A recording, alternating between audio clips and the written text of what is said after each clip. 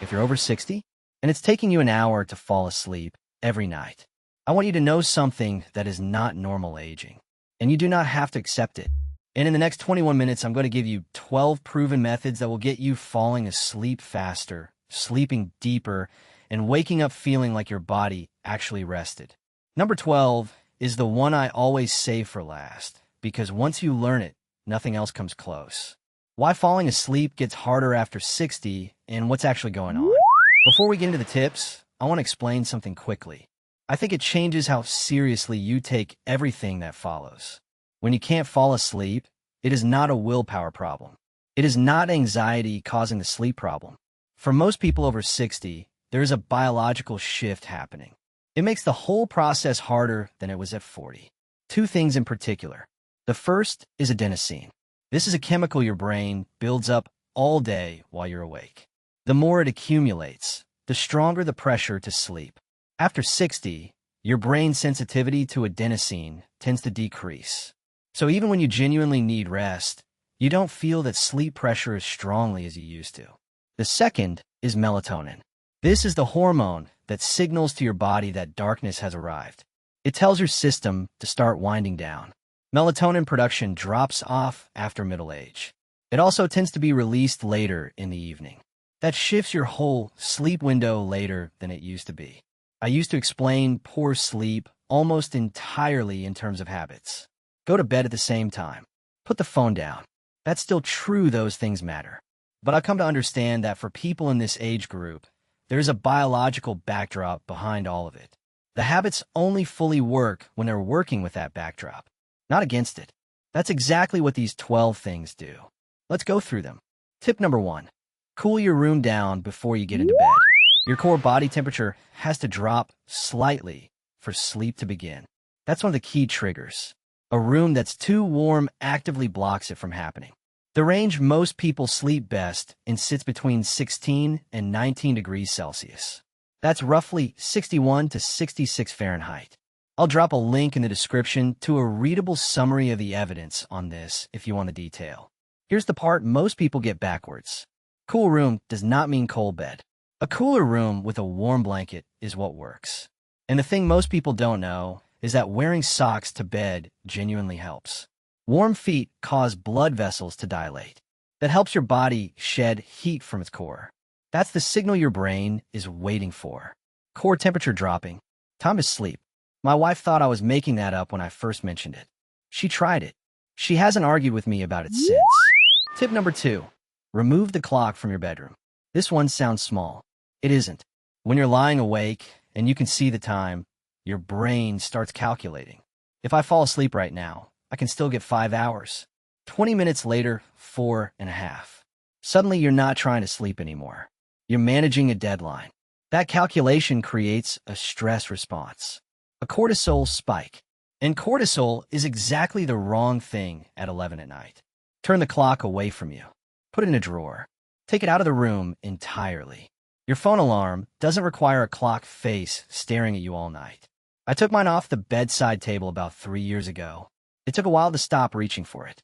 The urge to check the time when you can't sleep is surprisingly strong. But once that habit broke, something settled, quite noticeably. Tip number 3. Cut caffeine off earlier than you think you need to. A lot of people I see have already cut back on coffee. They tell me they only have 1 or 2 cups. They stop by lunchtime. And I say good, but let me explain why it still matters. Caffeine doesn't keep you awake by giving you energy. What it does is block the receptor in your brain that picks up adenosine, the sleepiness chemical. While caffeine is sitting in those receptors, you don't feel how tired you actually are. When it eventually clears, the adenosine that's been building up hits all at once. That's the afternoon crash. The problem is that caffeine has a half-life of roughly 6 to 8 hours. A cup of coffee at 2 in the afternoon, half of it is still active at 9 or 10 at night. It's sitting in those receptors, keeping the sleep signal from getting through. A pharmacist colleague of mine put it in a way I've never forgotten. She said caffeine is a loan. It borrows alertness from later. And after 60, the interest rate goes up. It's not just coffee. Regular tea has caffeine. Cola does. Chocolate does in smaller amounts. Try shifting your cutoff to 2 in the afternoon. Watch whether your sleep changes. For most people, it does. Tip number 4. Stop eating close to bedtime. Sleep is not rest, not for your body. While you're sleeping, your brain is consolidating memories. Your cells are repairing. Your immune system is doing a significant part of its work. It's an active process, and it needs your digestive system to be quiet while it happens. When you eat a large meal within 2 to 3 hours of bed, your blood sugar rises. Your heart rate increases slightly. Your digestive system starts working. All of that competes with the process of falling asleep. The hormonal side matters too. Insulin rises after a meal. Insulin and melatonin work in opposition. So a late dinner doesn't just mean your stomach is busy. It's actively suppressing the hormone that should be guiding you towards sleep. The practical change here is earlier dinners, not smaller ones, earlier ones. A proper meal at 6 is better for your sleep than a light snack at 9. I've seen this make a bigger difference for patients in their 60s and 70s than almost anything else on this list, particularly for people who wake in the night and can't get back to sleep. Tip number 5. Rethink what alcohol actually does to your sleep. I want to be careful here. I'm not trying to tell you what to drink, but I do want to be honest about what alcohol actually does to sleep, because there's a very widespread misunderstanding. Alcohol makes you feel relaxed.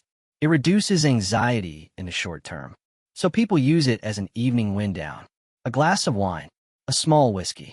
It makes them feel drowsy. They fall asleep faster. They think it helped. The problem is what happens 2 to 4 hours later. Your liver treats alcohol as a toxin.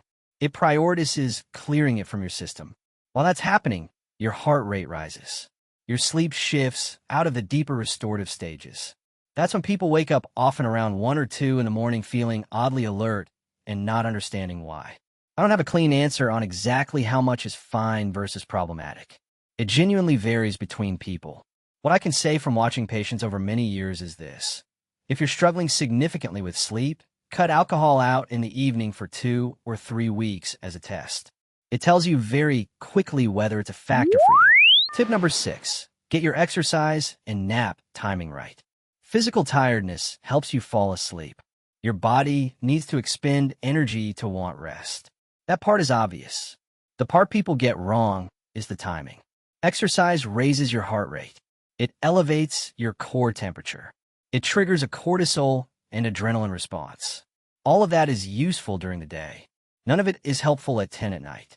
Finish any vigorous exercise at least 2 to 3 hours before bed. Gentle movement in the evening is fine. A slow walk after dinner. Some light stretching. That can actually help. But anything that leaves you breathing hard needs to be done earlier. I started walking most mornings about 4 years ago. I noticed a change how I felt by evening. A kind of settled tiredness by 9 or 10 o'clock. Falling asleep became considerably easier. There's something about morning movement and daylight together that regulates the whole system. On naps, they're not the enemy. I don't think older people should be told never to nap, but keep them before 3 in the afternoon. Keep them under 30 minutes. That way you get the benefit without it cutting into your nighttime sleep pressure. Before I move on, I want to flag something I'll come back to in a few minutes. It connects to everything in this first section. Keep it in mind. Tip number 7. Do a worry dump 30 minutes before bed. A psychologist colleague of mine who works a lot with sleep told me something that has stayed with me. She said your brain doesn't like open loops. If there's something unresolved, a conversation you need to have, an appointment you keep forgetting, something you're low-level worried about, your brain holds on to it through the night. It doesn't trust you to remember it in the morning, so it keeps it active, running in the background.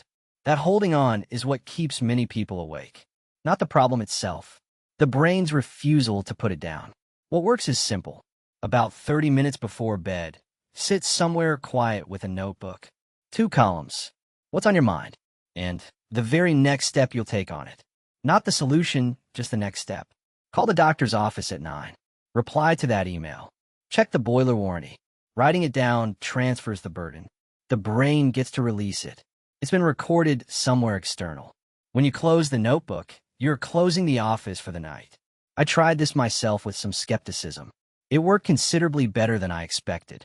It's one of those things that looks too simple on paper, but changes the experience of lying down quite noticeably. Tip number 8, get 30 minutes of natural light every morning. This is what I mentioned I'd come back to. In many ways, everything in the first section is downstream of this one. Your body has an internal clock, a real biological one, the circadian rhythm. It sets itself primarily by light, specifically by natural light. Morning light tells your brain to stop producing melatonin and wake up fully. Evening light, dimmer, warmer, tells your brain the day is winding down. Time to start preparing for sleep. If you're indoors all day under artificial lighting, your clock doesn't get the signals it needs. A confused internal clock produces a confused sleep-wake cycle. Difficulty falling asleep at night. Difficulty feeling properly awake in the morning. The adjustment is simple. Get outside for 30 minutes in the morning. It doesn't need to be sunny. Even on a cloudy day, natural daylight is dramatically stronger than indoor lighting. Just being outside does it. And in the evening, the reverse.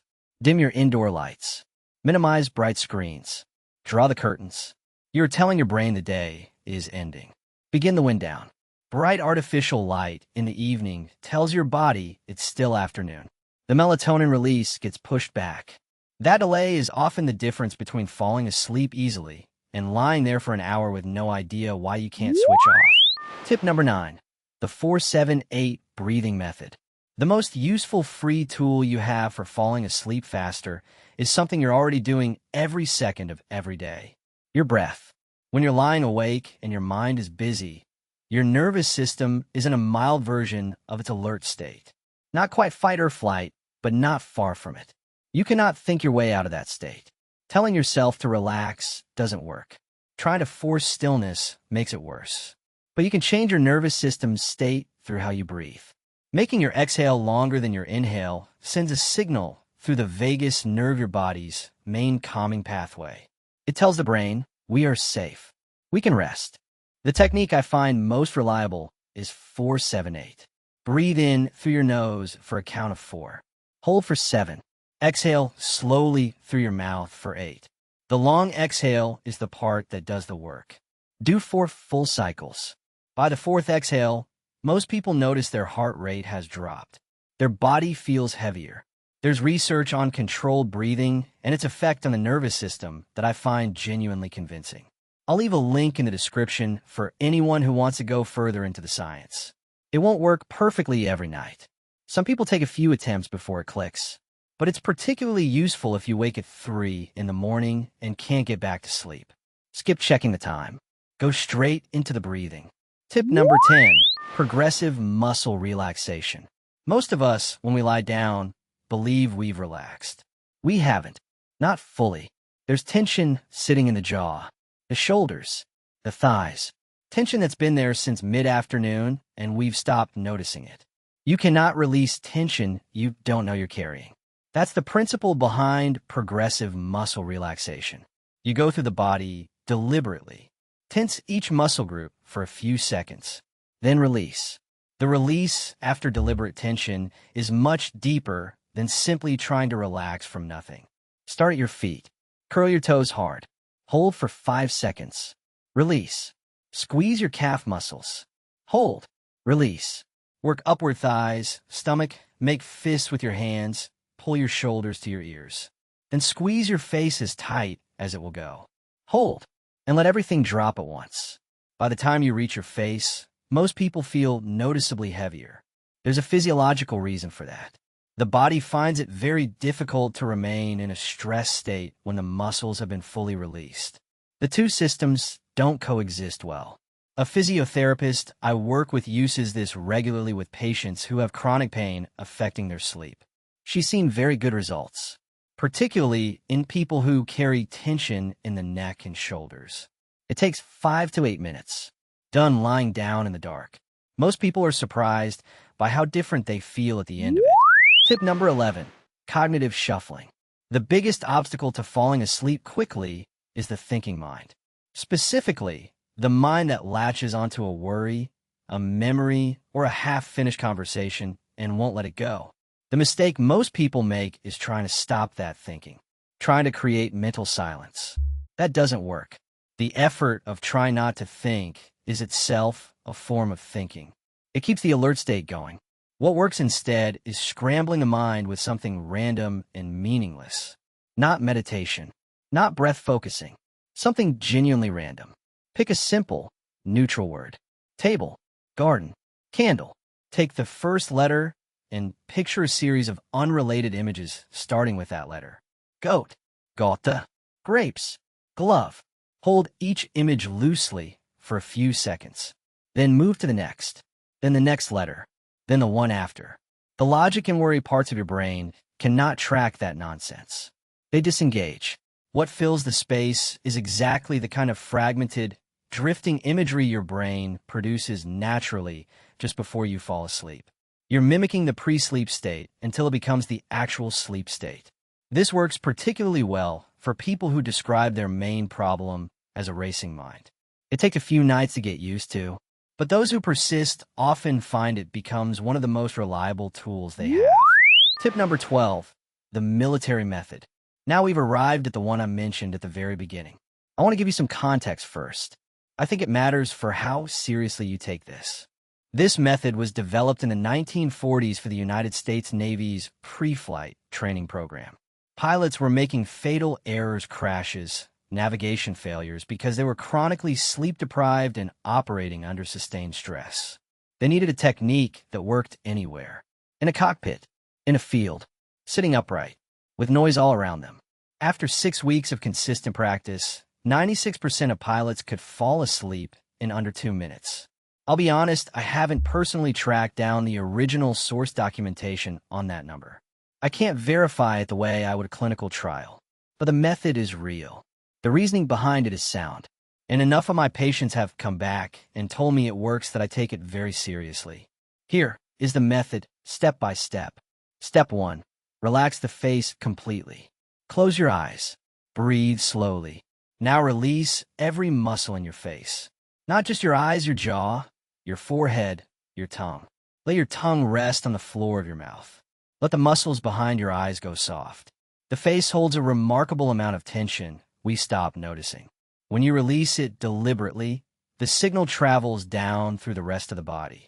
This step alone changes the state you're in. Step 2. Drop your shoulders. As low as they will go. Let them fall toward the mattress. Imagine them melting into it. Arms loose, slightly away from your sides. Palms turned upward, not held, just resting open. This position signals to your nervous system that you're not braced for anything. Step 3. Exhale and release the chest. Take a slow breath in. As you breathe out, let your chest drop fully. Don't hold any tension there. Then work downward. Thighs, calves, feet. Let each area go heavy, as if you're switching the muscles off one group at a time. By the time you reach your feet, your body should feel like it has sunk into the bed. Step 4. Hold one single image. Your mind needs somewhere quiet to land. The original method offered 2 options. Choose whichever feels more natural. The first, you are lying in a canoe on a completely still lake. Blue sky above you. Nothing moving. No sound. The second, you are in a dark, silent room, lying in a soft hammock. Complete darkness. No demands. No movement. Stay with the image. Don't build a story around it. Don't analyze it. Just be in it. Let it be slightly boring. That's exactly what you want. Step 5. Block the thoughts. If a thought tries to come in, don't fight it. Just repeat slowly in your mind. Don't think, don't think, don't think.